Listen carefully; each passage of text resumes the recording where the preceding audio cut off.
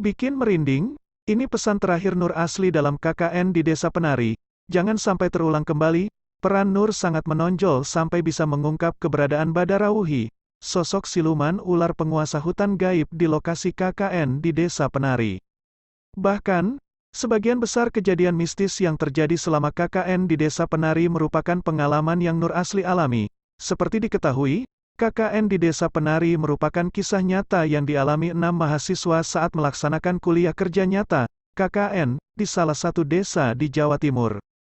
Kisah ini dituliskan oleh pemilik akun Twitter, Simpleman berdasarkan cerita dari 2 mahasiswi yang ia sebut Widya dan Nur.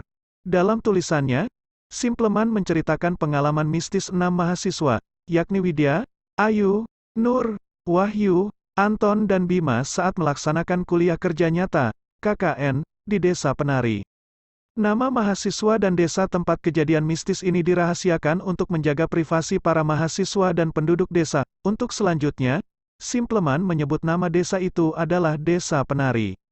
Dalam ceritanya, disebutkan bahwa akibat pelanggaran pantangan desa, seluruh mahasiswa yang tengah melaksanakan KKN ini mengalami pengalaman mistis dan diteror oleh makhluk halus. Salah satunya oleh Badarawuhi, siluman ular yang berupa wanita cantik berpakaian hijau-hijau. Di akhir cerita, Bima akhirnya menjadi budak dari Badarawuhi. Sedangkan Ayu menjadi budak penari Badarawuhi. Nur, yang merupakan narasumber dari cerita KKN di Desa Penari memberikan pesan kepada pembaca melalui Simpleman. Berikut isi pesan Nur, keikhlasan orang tua Ayu termasuk mencabut gugatan terhadap pihak kampus, dan juga sudah tidak mau menyalahkan siapapun. Ayu dikebumikan di makam keluarga. Sembari didoakan, di situ, ibunya mengaku, sering melihat Ayu meneteskan air mata, dan inilah akhir cerita Mbak Nur, ujar Simpleman di akhir thread.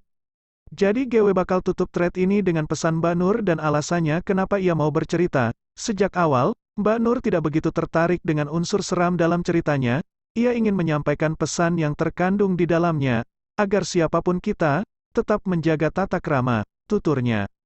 Ini bukan tentang hal yang sepele, siapapun kamu, dimanapun kamu berada.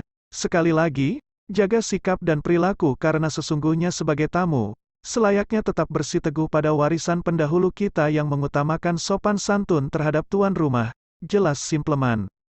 Simpleman mengungkapkan pesan Nur agar menjaga sikap, tata krama, jangan menganggap sepele terhadap hal kecil, serta menghormati leluhur yang terdahulu. Demikian pesan Nur yang asli dalam cerita KKN di Desa Penari yang diceritakan oleh Simpleman.